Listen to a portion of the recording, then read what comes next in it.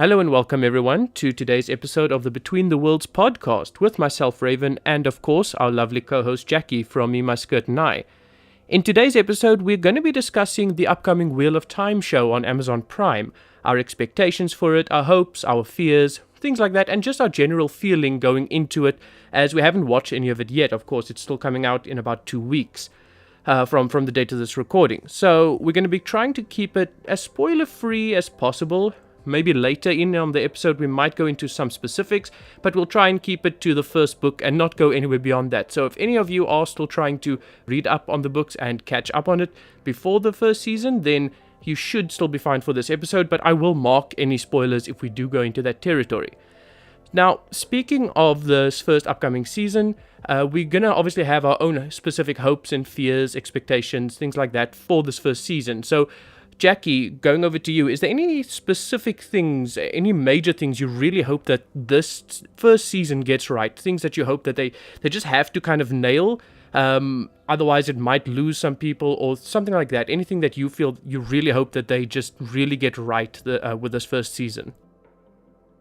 I think it's very important that they get the main characters to be likable. They go on this very long journey and decisions are made. And if it wasn't for Robert Jordan really spending the time in the eye of the world to make the main characters likable and relatable, I think I would have abandoned the series not super early on, but I would not be driven to finish it. So this is the big thing for me. Oh yeah, I mean, if I now that you've mentioned that, that wasn't even on my list. But thinking about it, if we didn't enjoy Rand or Egwene or Perrin or any of the main characters from Emond's Field to the point that we do, and if their personalities were more dull or more drab, I don't think I would have even gotten past maybe the second or third book. Just because it does take a while for the series to really get going and to really start moving in the direction, the overall direction that it seems to be going. So, no, I really hope that they get that right. And for me, it really is, and as an extension to the the characters, also the culture. You know, the Two Rivers has its own very distinct culture. And later on, we see some other civilizations or kingdoms. We've seen, not to obviously go into any plot spoilers, but there are borderlands that we see. There are other kingdoms such as Camelin, things like that. So, and each place has its own unique feel. And I think Robert Jordan does this very well, where the characters, they're all very unique. You won't ever really mistake the one for the other. And the same with the different cultures and places. They all also have their own unique feel. So that's something I really hope they get right. And from what I've seen on the trailer, it does look hopeful. It does seem like they are getting some of these details, but it's also something that's so easy to just get wrong or to slip up on or to leave out certain details that can really kind of bring it all coming down. So that's something I really hope they get right as well. But other than the characters, is there anything that you're kind of like looking forward to seeing? Like, obviously we've read these books, but is there anything that you really can't wait to actually see on the screen, see them kind of depicted in a visual way? Is there anything that you're kind of looking forward to in that aspect? One thing that they've started to show in the trailers is the channeling, which I think it looks great. But one thing that the books make very clear is that only other channelers can see the weaves. And one thing I hope they very much convey is the unknownness and the mystery beyond of channeling, especially Aes Sedai power early on, and that they can somehow convey the different POVs where, the characters who can't weave, who aren't Aes Sedai, just see things happen and how that's scary for them. And I think that's a very big part of selling why the Aes Sedai aren't universally loved and why there is such fear about magic, is because there is this mystery and people can't see it happen. It looks cool on the screen to see Maureen standing with all the weaves around her and Lan flipping beneath them. But to really drive that home, if we can have like a perspective of just a random passerby looking at this and just seeing Trollocs flying in the air and Moraine just standing there with her hands up, and how that brings a whole level of unknown mystery to the magic and why people fear it. I hope the show can convey that above and beyond the cool magical effects that they're already showing us. The thing with Wheel of Time is it actually has this deeper lore, obviously, as you read the books, and I'm kind of scared that they don't convey that. As with the channeling, that only people who can channel can actually see the weaves and things like that. I'm kind of worried that for other details, that the deep lore, such as the fact that this is technically a post-apocalyptic Earth, or the fact that the Age of Legends, things like that, all these things that you get through the text, I'm kind of scared that they won't necessarily have a way to actually convey that. Now, the trailer does show some weaving. We don't know how it'll actually be in scene, whether, for example, you'd get Perrin who could see it or not, or if they'll actually just make it completely gendered and things like that. So I do have some of my reservations, and I am a bit apprehensive about certain things, because there's so many different parts of the Wheel of Time that are so integral to how the world works, but they aren't necessarily always explained outright. You kind of get it through reading between the lines, or just reading the different ways that Robert Jordan kind of describes what's going on and things like that.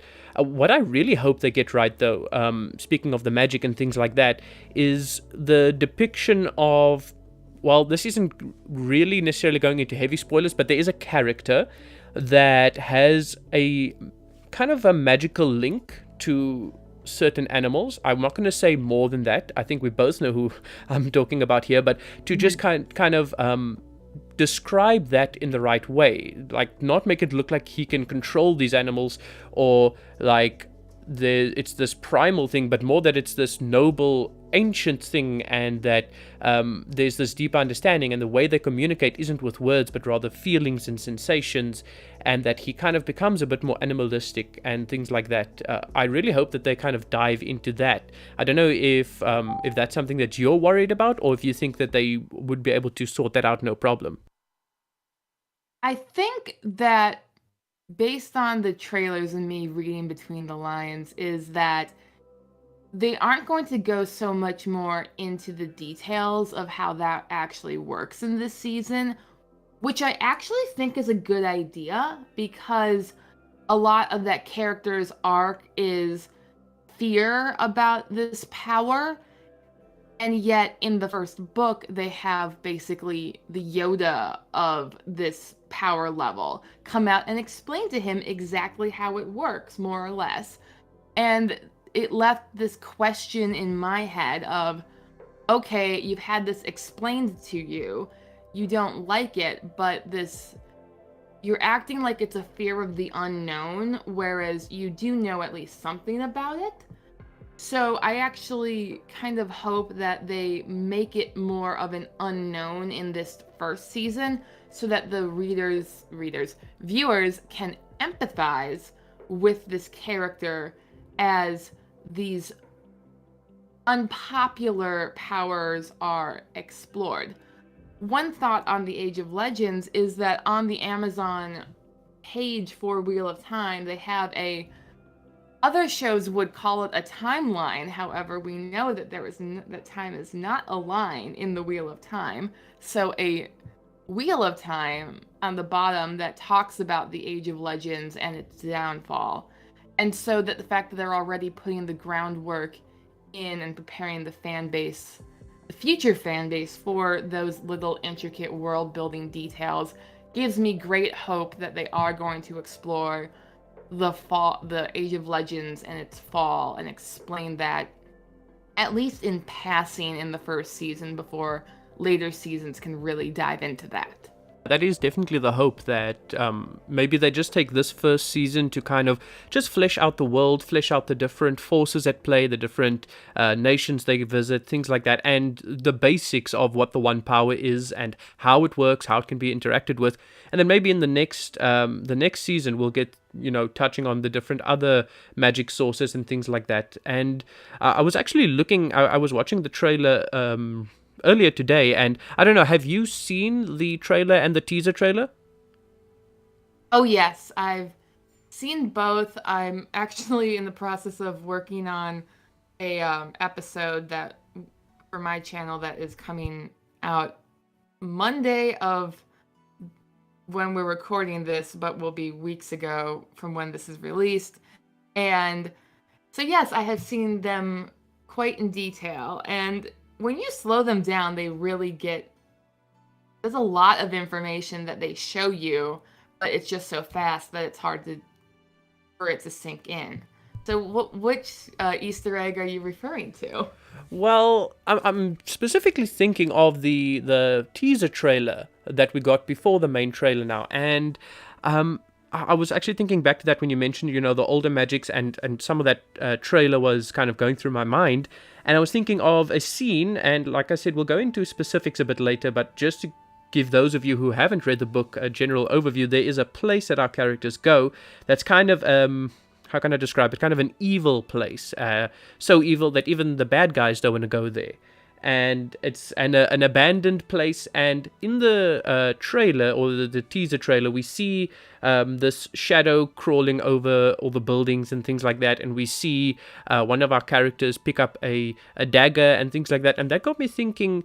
Just if you think about all the different things in the book, and I'm going to mention some concepts that some of you might not know if you haven't read the books, but things like the ways and just all the different horror vibes, even the Aiel, which we might describe later, but the Aiel themselves as a culture is also it's this very hard, very harsh culture, and you get all these dark and kind of scary things that's within this world. I kind of wonder if they're going to be going the route of I don't want to say Game of Thrones, but this dark and gritty world, or if they're going to be playing up the light fantasy elements, the fact that there are creatures called Ogier, and they walk around in some towns making buildings, and they've made these groves, and there's tinkers around, and they sing songs. Like, are we going? I just wonder, what are we going to get more of? Are they going to try and focus on both and give both the kind of highlight that it deserves, or are they going to go the darker route? And I'm kind of scared that they do go that way, because that's just kind of what sells. So I don't know what your opinion is on that. I think that Robert Jordan's world is naturally very dark, and what we see in the books, it comes from, it's always filtered. You've got to remember that it's always filtered through the protagonist, or the perspective of the character you're reading from. And most of Robert Jordan's characters don't like to admit that they are in scary situations, or that they are walking through eldritch horror, even though looking from the outside, that is what they are doing.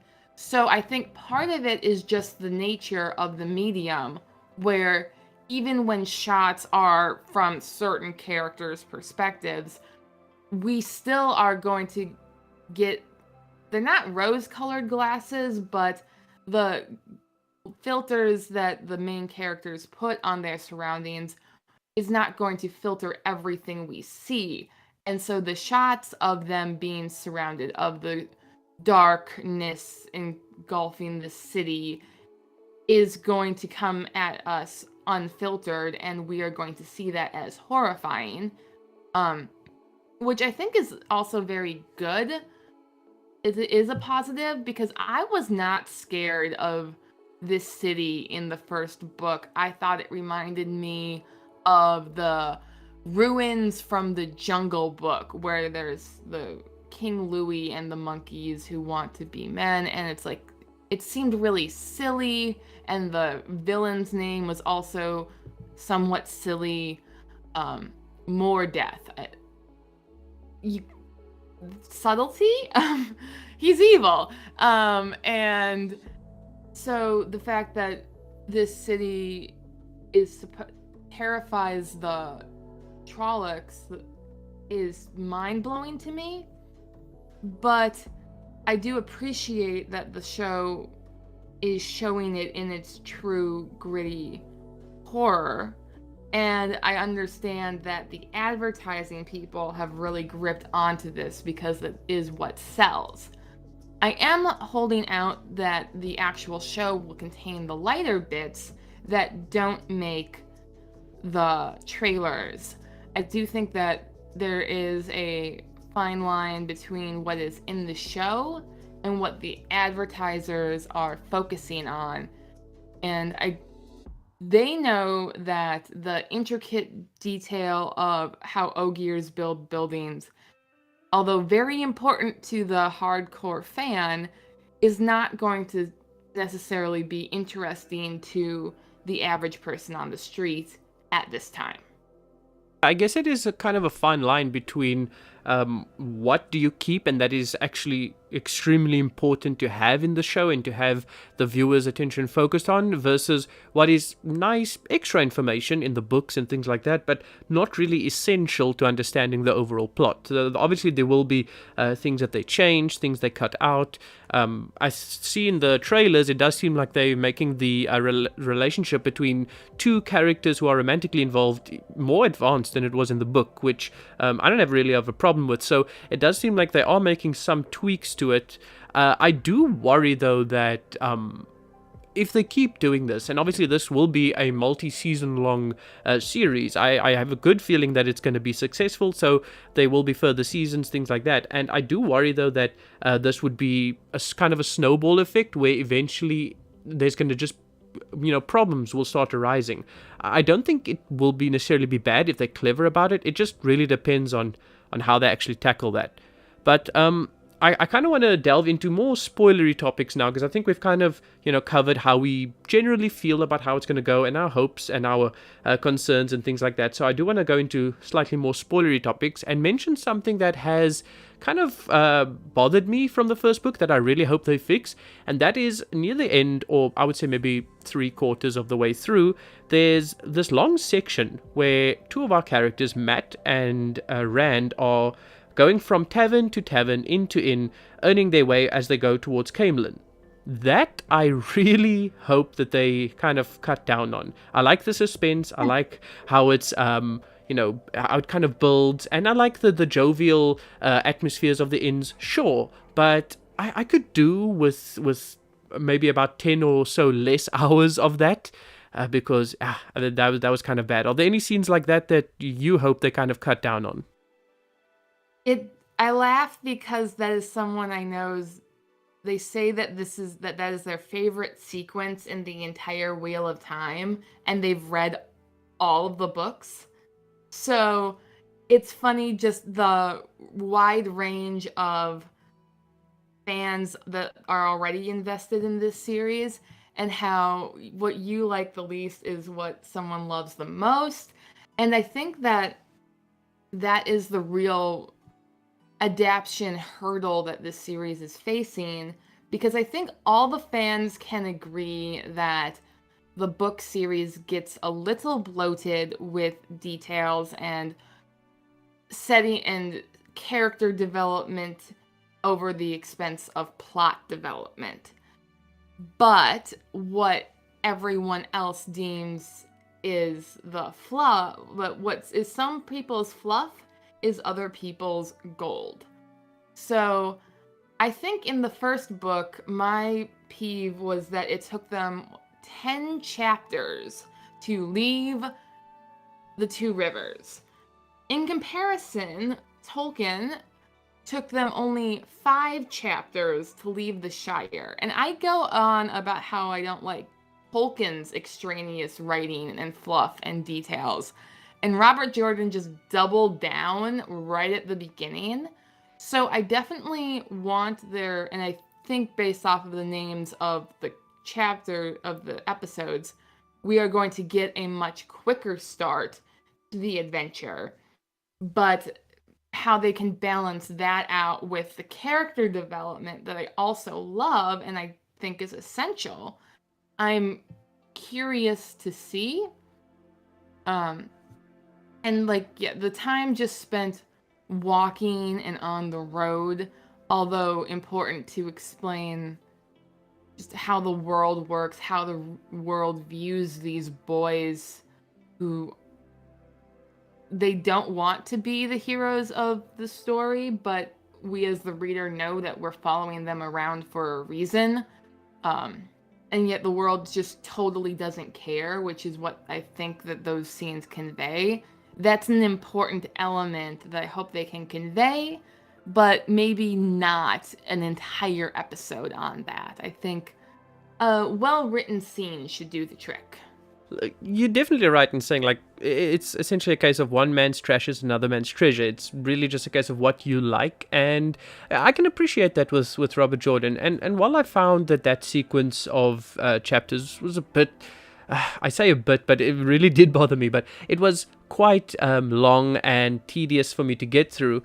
But then there are other scenes that I think they could have kind of expanded on. There's a scene where Perrin and Egwene are kind of they're captured, right? But before they get captured, they're traveling with Elias, trying to get themselves to Camelin, and they come up on these white cloaks. The white cloaks kind of capture them. I kind of feel like that scene or that sequence of scenes that I really enjoyed. I really liked the trek through the wilderness. I really liked how they had to kind of be interrogated by the White Cloaks, but they weren't really believed and things like that. I kind of hope that the show kind of expands on that, because it does show that, in the trailers at least, it does show that they are kind of focusing on the White Cloaks more. There's more of a White Cloak presence than the first book had, at least in the trailers so far. So I'm hoping that we get more expansion on that, because for me, you kind of have to hate the White Cloaks early on, because if it's going to happen in a later season or things like that, I feel like there's just not going to be that emotional weight behind the dislike of this organization that you need for some of the things that happen later on. I don't know, what are your thoughts on the White Cloaks and the fact that you can actually we're seeing a lot more of them in the trailers and things like that? I think that the White Cloaks have been leveled up to a definite threat. In the books, they were kind of the equivalent of Ravenclaw's Quidditch team, which in Harry Potter, they always need a team that is good enough that they present a real challenge, but weak enough that the Gryffindor always wins. So that's what the function of Ravenclaw in like the House Cup and the Quidditch Cup. In the books of Wheel of Time, the White Cloaks kind of serve that function, where there are supposed to be fierce, maniacal torturers, and our heroes are scared of them. Yet every time our heroes come across them, they're not that big of a threat, or they're a threat easily overcome. I think they talk. I don't know if this is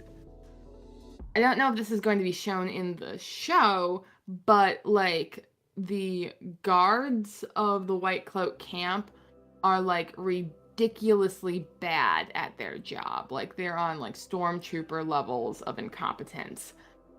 So you get that disconnect in the books of our characters fear them, but I do not fear them. Whereas in the show already, like people who don't know that that the characters fear these characters, like they already fear them. And I think that's something that the show has done a good job on. However, the lack of a technical cloak on the White Cloaks has gotten some comment, but they walk around, they wear white, and they kill people. That is pretty hardcore.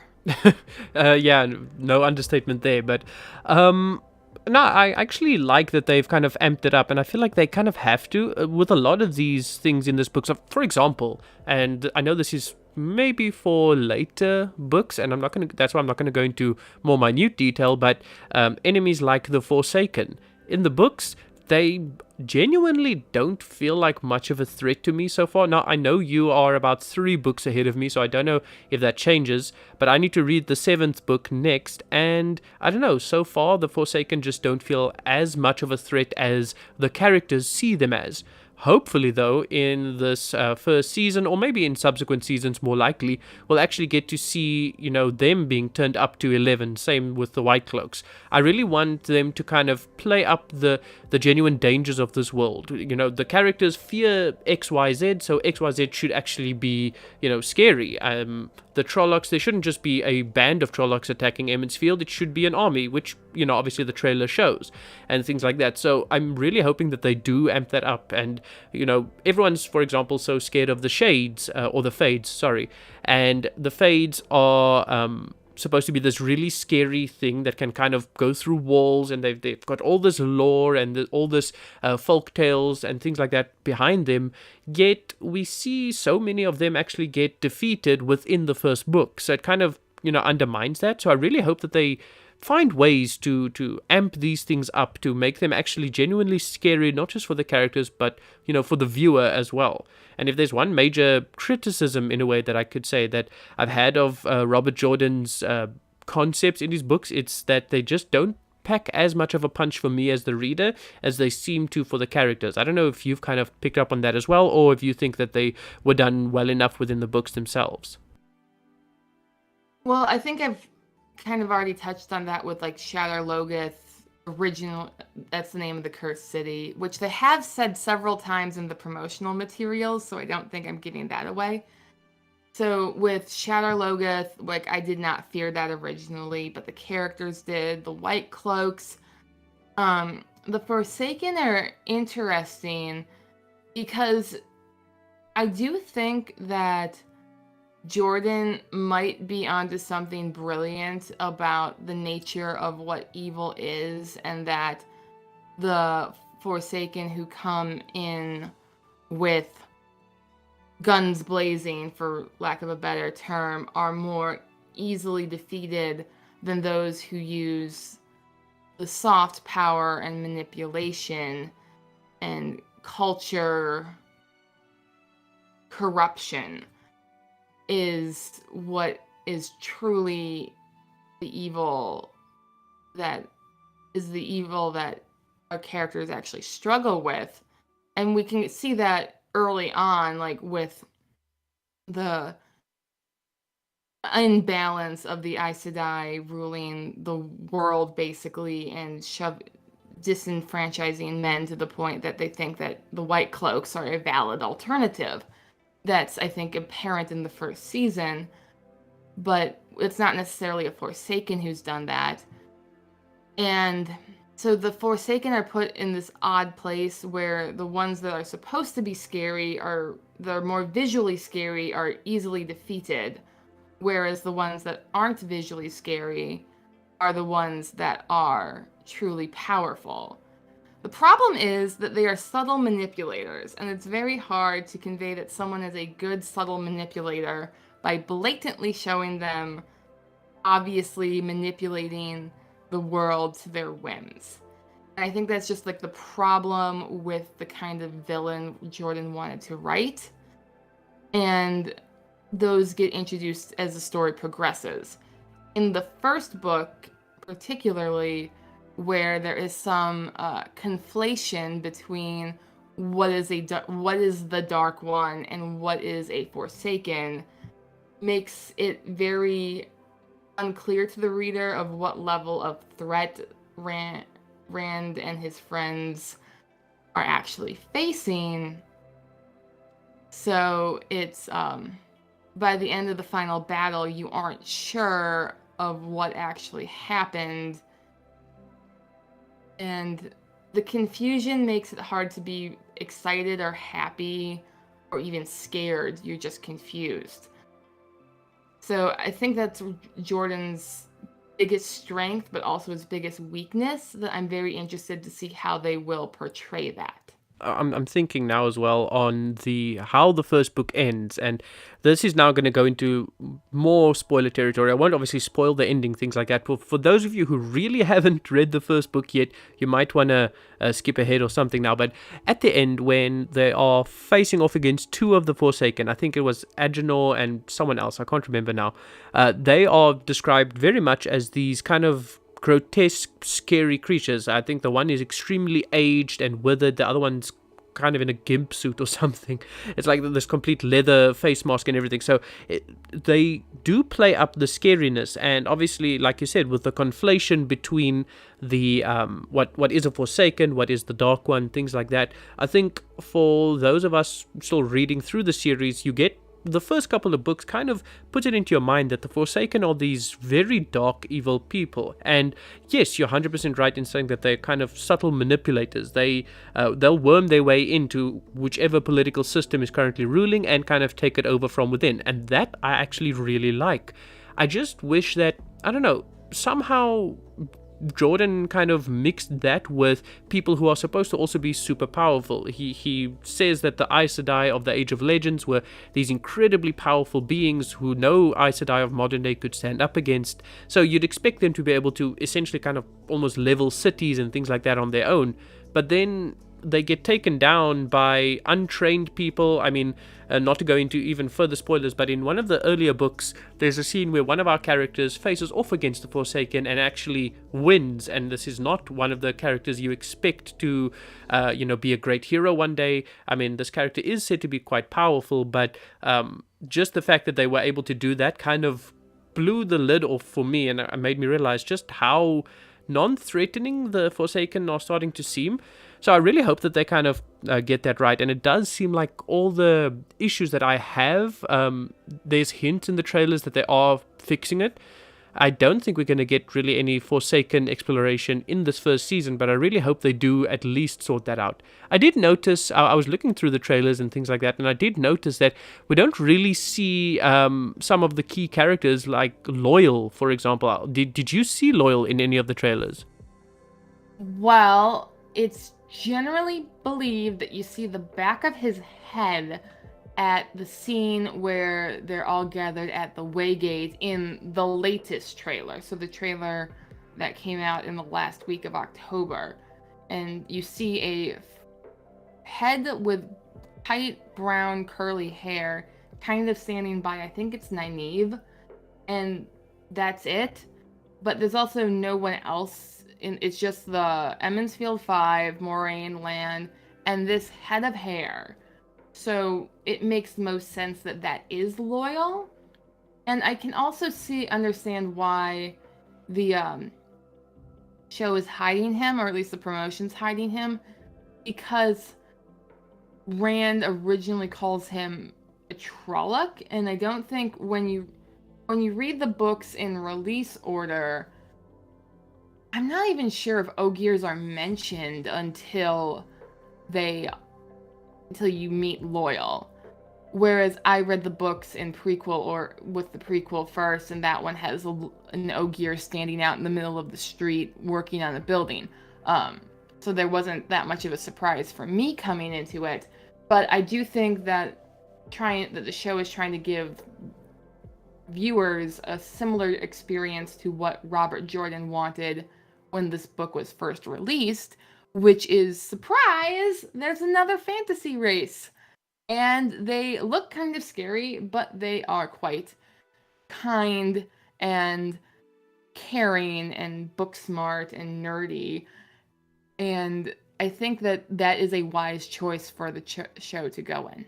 I like that Jordan kind of takes the idea of these old classical fantasy races and twist them on their head. For example, like you don't have orcs, you have the Trollocs, which are kind of their own thing, and you have the Ogier, which are their own thing as well. Yes, you'd think maybe they're these giant brutish monsters, but no, they're actually very soft-hearted and kind of shy away from anything to do with violence and things like that. So I do like that. And the reason I asked was because like I said, I watched the trailer just before we started recording, and I was trying to make sure that I see all the key characters, and I did see that person with the head of hair, but I can't remember now if that was Tom or not? Do we even see Tom? I think we do get one scene where we see his face, but they're also kind of hiding him, which I don't know why. He's definitely a character that should have been highlighted from the beginning, but like you said, you've kind of gone through it scene by scene, so I don't know if you remember seeing Tom anywhere. He's in the behind the scenes teaser that they released. I guess it was the second to last week of October, where you see him standing with a guitar, which was an announcement they made very early on that Tom would have a guitar, not a harp, and they released images of Tom's guitar. And then in the behind the scenes trailer, you see this man with a guitar, and he's not how I envisioned Tom. However, um, he has Tom's guitar, so he must be Tom. But I do think that this character looks fit to perform all the functions that Tom is said to have done. I know that part of Tom's character was that he was supposed to look like the last character you would expect to do the things that he can do in some cases, but there are also parts where it's played off as like completely serious that this is actually happening, and yet I had a hard time believing it. I don't want to go into too many spoilers, but I think that the different take on Tom makes him not like jump out, like you don't see his Gleeman's cloak, and that would be like a literal flag saying this is Tom. But I think that the I still have hope that the version that going with of Tom will still eventually play out to be the fully fledged Rye Gleeman of legend that we all know and love. I really hope that as well. And like you said, you saw this actor. Look, I don't mind if Tom is a bit younger because, like you said, some of the things he does, it's a little ridiculous to believe that a man with literally long grey mustaches, to be that old, you need to be quite a few years in age, and for him to do some of the things he's done, like backflips and things like that, yeah, I wouldn't be able to buy it either. So if he's a bit younger in the show, I don't mind too much if they can still kind of justify, his past with some of the characters we get to know later on, and the life that he's led and things like that. Speaking of actors, though, did you see, or I assume you must have, because this was kind of big news a week ago. I've been kind of switching off social media for a while, but the actor that plays Matt will obviously be replaced in season 2, which obviously is a bit sad. I don't think we know exactly why that's happening. I just kind of hope that I don't get too attached to this one. I can't remember his name, in Barney something, I think, where he's playing Matt, and I really hope I didn't get too attached because from what I heard, apparently he's a really good fit. So I don't know, what are your thoughts on the Matt replacement? The fact that the Matt we're going to get to know in the first season is not the one we'll be seeing in season 2 onwards. I mean, I have hope that if both actors can play a good Matt, then I will like both. I don't think that one actor's ability to play a good Matt means that another actor couldn't do just a good job. My preference being that Matt has to be at least somewhat physically attractive for me, and both actors at this point meet that minimum bar at this point. I mean, so haven't given up hope. I do think they look similarly enough that it's not going to be jarring. They both look like Matt. Part of it is the physical part of it is that they're hot, but also that they can be grungy, but they also clean up nice, which I think is a big part of Matt's character, going from what we see him in the first season, which I think some people have compared him to the dude's bathrobe he's just wearing around, and seeing him grow and I don't know if he ever matures, but chooses to show his immaturity at less inopportune moments. Um, if that's maturity. So, and I do think it's sad that we are missing him, but as you said, we don't know what's happened, and I still think that they can pull it off. So far, it seemed that wherever there's maybe a hiccup or a problem or potential roadblock, they are finding a way around it. There hasn't really been any one thing to tell me that, oh, this show might actually go down the drain, or there might actually be something so that's so big of an issue that it would actually ruin the experience for me. Nothing like that's come up, so I'm really hopeful. And even if we get used to this, Matt, and in the next season he changes, I do think it can be done well if they both play the character really well, like you said. I do like you kind of mentioned, the physical attractiveness and things like that, and I kind of didn't realize, as a man myself, that I there is actually kind of a trifecta of hot dudes in the Emmonsfield Five, and I can only imagine the Twilight levels of Team Rand and Team Perrin or whatever that might come out of this show. But I guess we'll have to wait and see just how it all plays out. But I think we can start wrapping up with our closing thoughts. I mean, we are trying to keep this as spoiler-free as possible, which means there isn't as much to say, but I do think we'll be doing another episode after we've each at least seen the first episode of the show, to do maybe a follow-up episode on the podcast on that. So there we can go into more details, do more full spoilers, things like that. So there's not much we could have said now, but I just wanted to get an idea of any of your, closing comments, any of your final thoughts on the first show and what's coming and what you hope to see, and anything in that direction that you might want to bring up now. One thing I hope for the show is both to convey the characters and get people deeply invested in them, but that it just makes people excited for the story, and that the amazing Wheel of Time fandom can help invite people in. I don't think that, as I've said, like, part of how I've come to be so devoted to finishing the series is partially because I care about the characters, but also to see the positivity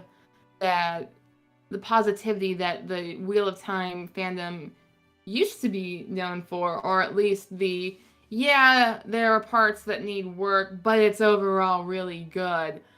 That attitude that I think was the heart of the book fandom that I came into, and I hope that translates into this new fandom of book TV hybrid land, that we know that there can be issues with the story, but that the overall hope in that it will succeed where Game of Thrones failed, to be the epic adaptation of a fantasy book series that is able to capture the magic. And I hope that they can pull it off, both on screen and in the community. Your feelings are almost exactly the same as mine, where I just really hope that they can pull this off, essentially. Number one, for obviously the Wheel of Time fan community. I mean, the Wheel of Time is probably one of the biggest fantasy fandoms out there, next to the Cosmere, and just thinking about if you somehow mess up this adaptation, I don't think that the whole idea of fantasy series will do very well in future. You kind of need this to succeed. I mean, yeah, sure, The Witcher is currently gonna I think their season 2 is coming out in the next month as well. So I mean, that's also good for the I don't want to say the big screen, but for fantasy shows, fantasy media in the visual format, that all of that is good for that. But Wheel of Time is so big that if they mess this up, it would take something huge to repair that damage. It would take, a near perfect adaptation of another series, like maybe Mistborn or things like that. So I really hope they pull this off. I have high hopes. I've got a lot of confidence. They haven't shown me, like I said, anything that will make me doubt that they can pull it off. And I think they know that as well. I mean, most fantasy fans, or at least most people who watch fantasy shows, started with Game of Thrones. And I think these showrunners are well aware that they need to make sure that this isn't another Game of Thrones. So I'm hopeful, but I'm always cautiously so. Anyway, I think we're gonna wrap it off there. Thank you very much for joining me, Jackie. For those of you who haven't subscribed to her channel yet, please do so. I always pin her channel in the comments. I put it in the description. So whichever link you use, just use it and go subscribe to her. We're gonna try and push her to 1,000 subs by the end of the year. I know she's aiming for that, so let's help her get there, guys. But yeah, thank you guys very much for watching. Thank you for joining me, Jackie, and we will see you guys on the next episode.